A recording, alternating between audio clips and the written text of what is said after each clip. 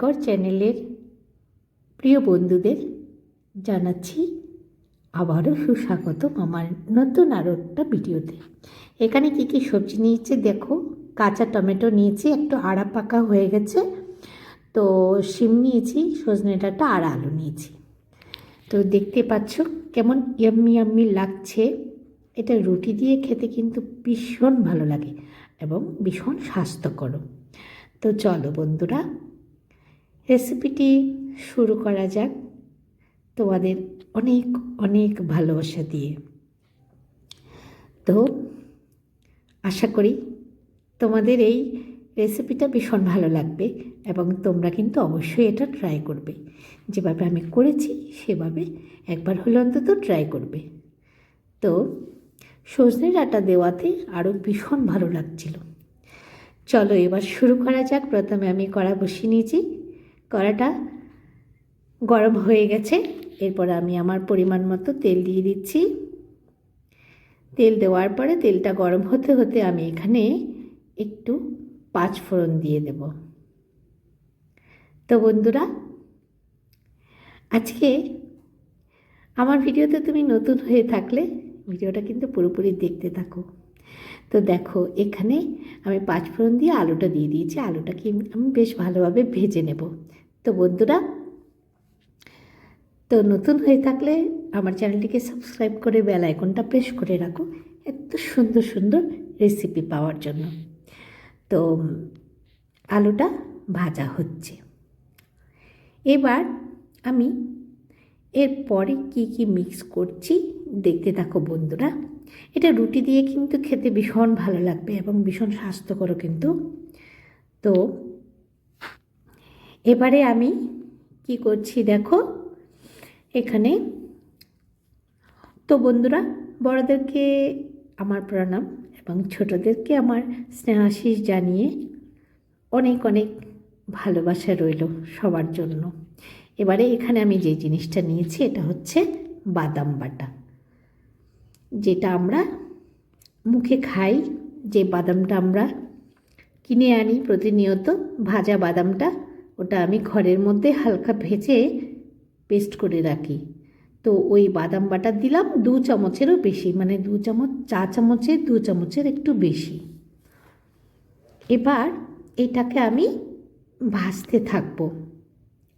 না ভাজলেও চলবে, কিন্তু আমি একটু ভেজে নেব। আলুর সাথে সামান্য হলুদ গুঁড়ো দিয়ে দিয়েছি, দেখতেই পাচ্ছ। এবার আলুর সাথে আমি এটাকে বাদাম বাটাটাকে ভাজতে থাকবো। তো আঁচটা কিন্তু অবশ্যই মিডিয়ামে রেখো। এবার সামান্য নেড়ে চেড়ে কিছুক্ষণ পরপর আমি ভাজা করে নিচ্ছি। তো বন্ধুরা, আমার ভিডিওটা প্লিজ স্কিপ করো না। অনেক কষ্ট হয় ভিডিও বানাতে, ইচ্ছে না হয় দেখো না, কিন্তু দেখলে একটু ভালোভাবে দেখো। তো এবার আমি টমেটোটা দিয়ে দিয়েছি। টমেটোটা একটু বেশি সেদ্ধ খাবে, যেহেতু কাঁচা, কিছু একটু হালকা হলুদ হলেও কিন্তু ওটা শক্ত, ওগুলোও শক্ত ছিল। কাঁচাই এনেছিলাম, বেশ 3-4 দিন হয়ে যাওয়াতে ওজন্য কিছু কিছু টমেটো একটু হলুদ রঙের হয়ে গেছে। তো যাই হোক, চলো এবার আমি সবজি দিয়ে আরও কিছুক্ষণ এটাকে কষে নিচ্ছি। এরপর আমি শিমটাও দিয়ে দিচ্ছি এবং আমি সজনে ডাঁটাটাও দিয়ে দিচ্ছি। তো শিমটা বেশ নরম একটা শিম। এই শিমটাকে কী শিম বলে ঠিক আমি বলতে পারছি না, তবে এটা ভীষণ, মানে খুব বেশি ওঠে না বাজারে, খুব কম ওঠে, কিন্তু বেশ দামও নেই শিমটার। তো আমি পুজোর জন্য একটু এনেছিলাম, অল্প রয়ে গেছিলো, সেটাও দিয়ে দিয়েছি এখানে। তো এবার সব সবজিগুলো দিয়ে আমি আরও বেশ ভালোভাবে কষে নিচ্ছি দেখো। তারপর আমি এখানে এখন স্বাদ মতো নুন দিয়ে দিলাম। তো বন্ধুরা, আমার ভিডিওটি ভালো লাগলে আমার চ্যানেলটিকে সাবস্ক্রাইব করে কিন্তু বেল আইকনটা প্রেস করে রেখো। এবারে আমি দেখো খুব সামান্য একটুখানি গুঁড়ো লঙ্কা দিয়ে দিলাম।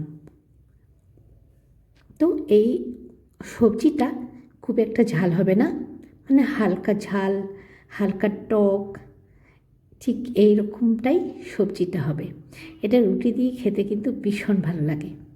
তো তোমরা তো সবাই সকালবেলা ব্রেকফাস্টের জন্য রুটি তো করো অবশ্যই, তো একবার এই সবজিটা কিন্তু ট্রাই করতে পারো, তাড়াতাড়ি হয়েও যাবে আর ব্রেকফাস্টের জন্য একদম উত্তম একটা রেসিপি।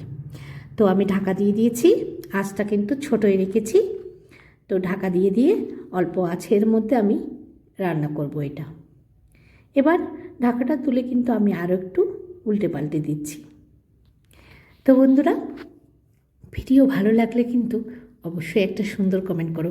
এমনিতে কিন্তু কমেন্ট করে যেও না, আমি ঠিক বুঝতে পারছি কে কে কমেন্ট করে যাচ্ছে।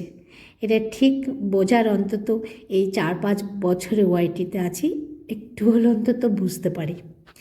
যাই হোক, তো প্লিজ প্লিজ প্লিজ তোমরা স্কিপ করে দেখো না, আর যদি ভালো লাগে তবেই কিন্তু সুন্দর একটা কমেন্ট করো, ভালো না লাগলে কমেন্ট করতে হবে না। আর একটা লাইক কিন্তু দিও, তোমাদের একটা লাইক কিন্তু অনেকটা উৎসাহ পাই। তো চলো, আমি জল দিয়ে ঢেকে দিয়ে দিয়েছিলাম, দেখতে পেয়েছো। এবার আমার রেসিপিটি প্রায় রেডি হয়ে এসছে। তো এখানে চাইলে তোমরা একটু ধনেপাতা ব্যবহার করতে পারো, ধনেপাতা দিলে ভীষণ ভালো লাগে। আর চাইলে একটুখানি বড়িও কিন্তু দিতে পারো। আমি এসব কিছু রাখিনি, জাস্ট তাড়াহুড়ো করে রেসিপিটি করলাম। আমাদের মানে যখনই কাঁচা টমেটো পাওয়া যায় এই রেসিপিটা হয়।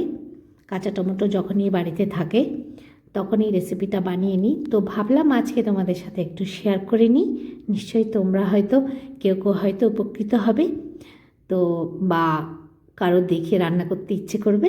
চলো, এবার রেডি হয়ে গেছে, আমি এটা ঢেলে নিচ্ছি।